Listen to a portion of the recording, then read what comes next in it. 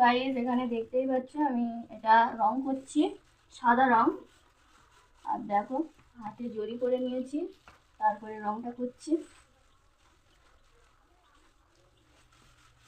হাত দিয়ে রংটা করছি।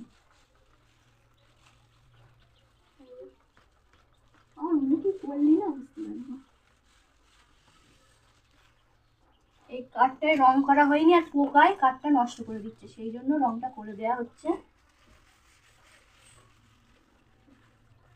নাহলে পোকায় নষ্ট করে দিলে ক্ষতি হয়ে যাবে। সাদা রংটা বাড়ি ছিল, সেই জন্য এই রংটা এভাবেই করে দেওয়া হচ্ছে, নাহলে কিনে আনতে হতো।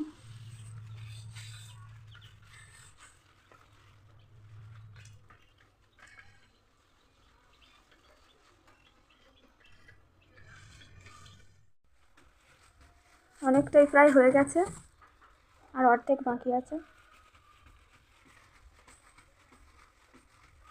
হাতে কোনো তুলি নেই, হাত দিয়েই করছে। আঙুলটা হচ্ছে তুলি।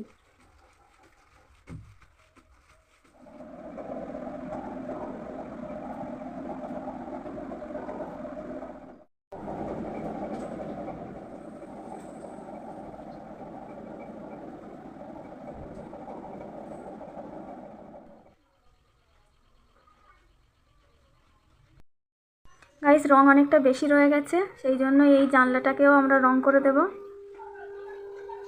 জানলাটার অবস্থা দেখো, জাং ধরে গেছে। এটা রান্নাঘরের জানলা।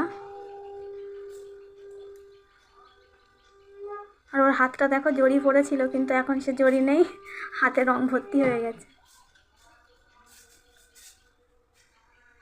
এখানে দেখতেই পাচ্ছ রং অনেকটা বেশি আছে, সেই জন্য ওটা ওখানে কাজে লাগিয়ে দেবে।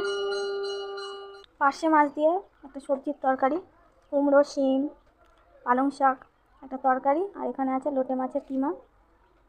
আজকে দুপুরের মেনু এটাই আমাদের।